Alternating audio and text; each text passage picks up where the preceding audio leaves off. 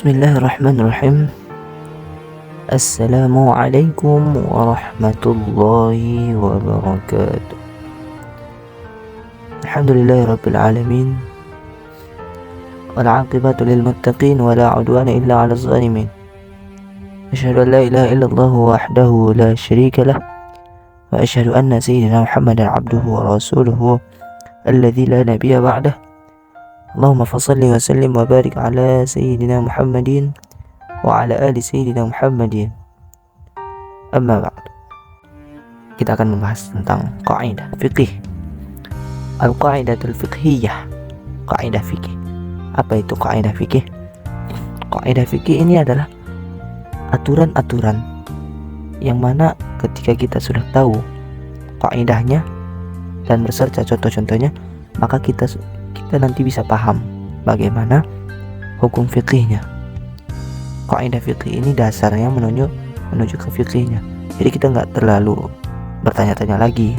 Kalau misalkan kayak gini gimana, kalau kayak gitu gimana, kita nggak perlu lagi untuk bertanya-tanya. Ketika kita sudah paham kaidah fikihnya, maka kita tahu bagaimana nanti hukum fikihnya gitu. Jadi ini fungsi kaidah fikih. Beda dengan usul. Mungkin usul nggak terlalu kubahas karena nggak ada yang terlalu penting di situ. Penting beberapa, tapi nggak terlalu banyak yang penting di situ. Tapi yang terlalu penting ini kaidah ini. Makanya aku bahas duluan kaidah.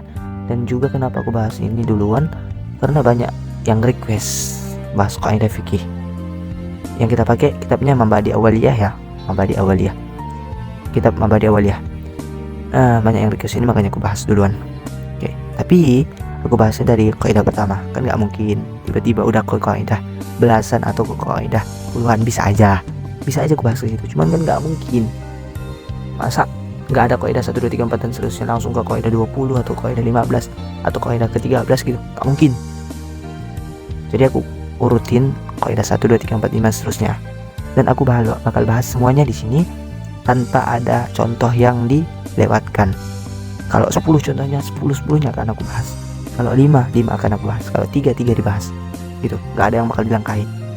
Gak ada yang bakal di skip. Semuanya bakal dibahas contohnya. Oke, siap ya? Kita masuk ke kaidah pertama. Al-qaidatul ula. Sebelum masuk ya, kaidah ini, kaidah yang akan disampaikan itu berdasarkan hadis. Berdasarkan sumber hadis atau berdasarkan sumber Al-Qur'an.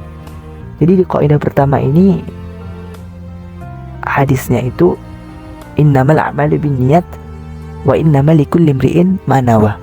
Jadi tentang niat. Masuk ke kaidah pertama, al-qaidatul ula, kaidah yang pertama. Nanti aku bakal tampilin fotonya di layar itu ya. Al-umuru bima qasidiha. Segala perbuatan tergantung dengan maksudnya, tergantung dengan niatnya, tergantung dengan tujuannya. Oke.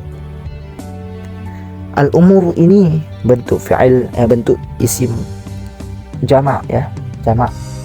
Asal katanya al-amru, dijamakkan menjadi al-umuru. Asal katanya al-amru. Bima qasidiha, dengan apa yang ditujukannya, dengan apa yang dimaksudkannya.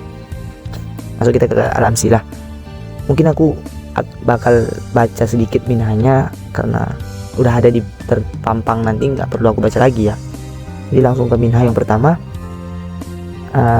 Al-wudu'u dan seterusnya aku langsung bahas saja, gak usah dibaca-baca lagi. Wudu itu harus ada di dalamnya niat, harus ada di dalamnya maksud. Maksud yang di sini apa? Niat. An-niyatu, niat. Jadi ketika kita berwudu harus ada niat di dalam wudu itu. Gak bisa asal-asal basuh aja, harus ada niat. Wa kadzalikal ghusli was salati was shaumi. Dan begitu juga mandi dan salat dan berpuasa.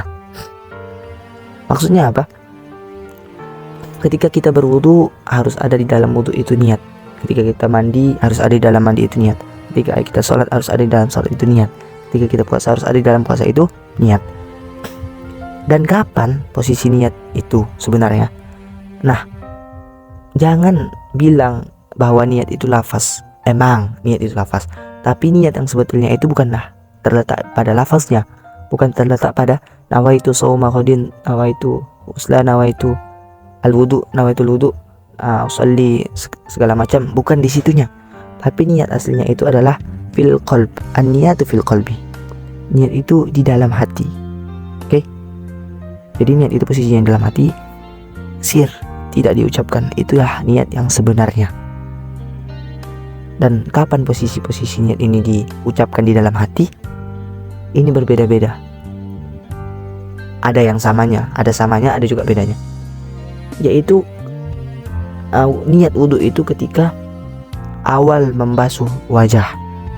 Jadi ketika kita ngambil air, ya, ketika kita ambil air, maka awalan membasuh wajah itu disitulah tempatkan niat. Kalau sebelum ngambil air, nawaitul wudu alil rasul itu boleh, sunnah kata Imam Syafi'i.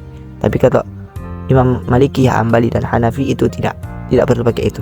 Tapi kalau Imam Syafi'i perlu pakai niat lafaz. Untuk apa? Litaukid, untuk mengkuatkan, untuk meyakinkan bahwa kita itu sedang berwudu. Oke, paham ya? Oke, lanjut. Jadi posisinya itu yang sebenarnya itu, niat yang sebenarnya itu dalam hati pada saat awalan basuhan wajah. Kita ambil air, ketika air itu nongol membasuh wajah, maka disitulah posisi niat. Sahaja aku berniat untuk berwudu, menghilangkan hadas kecil karena Allah Ta'ala, atau pakai bahasa Arab atau pakai bahasa apapun, terserah kalian yang kalian pahami. Intinya niatnya di dalam hati. Selama ini bagi kalian yang nggak niat dalam hati, oke lah sebelum ini. Tapi kalau untuk setelah ini, kalian harus berniat di dalam hati. Kalau enggak, maka wudhu kalian nggak sah. Al-wudu'u la budda fihi minal qasdi. Niat itu, wudhu itu harus ada di dalamnya itu maksud, tujuan atau niat. Harus berniat di dalam wudhu itu. Pada saat apa? Pada saat awal membasuh wajah. Mungkin aku bakal potong-potong 1 minha atau 2 minha dalam satu video, biar nggak terlalu panjang. Lalu mandi. Oke, mandi itu kapan posisi niatnya?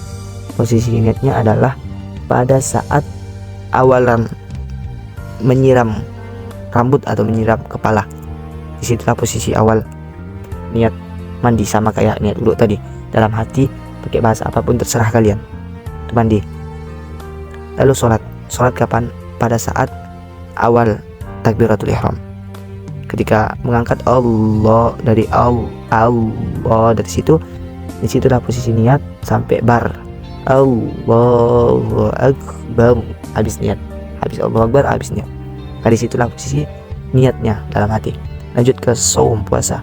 Puasa ini ada 2 pendapat. Yang satu mengatakan pada saat ketika sebelum tidur atau malam, sebelum sahur maksudnya, malam-malam. Ada yang mengatakan pada saat awal makan sahur, sama atau sehabis sahur, ketika habis makan atau sebelum makan sahur, pada saat awal makan sahur atau sehabis sahur gitu. Jadi ada 2 pendapat, yang satu malam, yang kedua sehabis sahur atau sebelum sahur pada saat awal makan. Oke, aku bahas singkat-singkat aja posisinya. Mungkin sampai di sini pembahasan kali ini minha yang pertama. Nanti lanjut minha yang kedua, ketiga, keempat dan seterusnya di video-video berikutnya. Wallahu a'lam bishawab. Assalamualaikum warahmatullahi wabarakatuh.